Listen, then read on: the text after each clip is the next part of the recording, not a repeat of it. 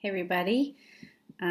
So reflecting on the core clarity call and the Strength Finders test, I had actually taken this about 8 or 9 years ago and scored differently. My strengths came back being a little different. Two of them were the same, but three of them were different when I took it this time. And talking through that with my coach, I think that our environment and where we're working really kind of contributed to that. So currently, my strengths fell in number one, being an achiever, number two, being a strategist, and strategy being there.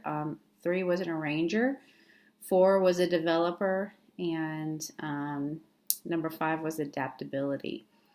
Before, when I had taken it, developer and adaptability were there, but also in the top five were responsibility and belief. And I don't remember the third one that was there. So it kind of had shifted a little bit, and I think that in my growing in vocation, my strengths have been revealed more and probably have shifted to whatever I needed to be within the call.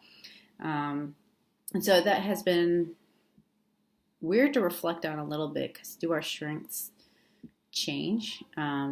Who we are, like in personality, change? It's been interesting to kind of think through those sorts of things. So, but I definitely see those strengths playing out. I'm always surprised when achieving shows up on my personality test or on a Strength Finders test, because I don't really feel like I'm someone who is trying to achieve all the time. I am perfectly okay with spending a day sitting on the couch and doing nothing. And so when the characteristics of an achiever is that they always have a to-do list and they got to get through their to-do list the way that they want to get through their to-do list, and they're always busy.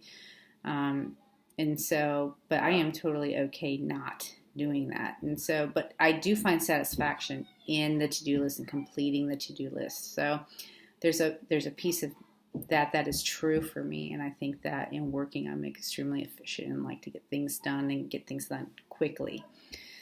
And so the other interesting thing that I've been reflecting on too is the Enneagram and how this plays a part. I'm a type 8, which is a challenger, and both between the core clarity and the Enneagram, some of the words and adjectives used to describe someone like this is that they're intense, that they're direct, that they're forces of nature was the quadrant that I fell in on the core clarity. And those are not typically words that people would use to describe me.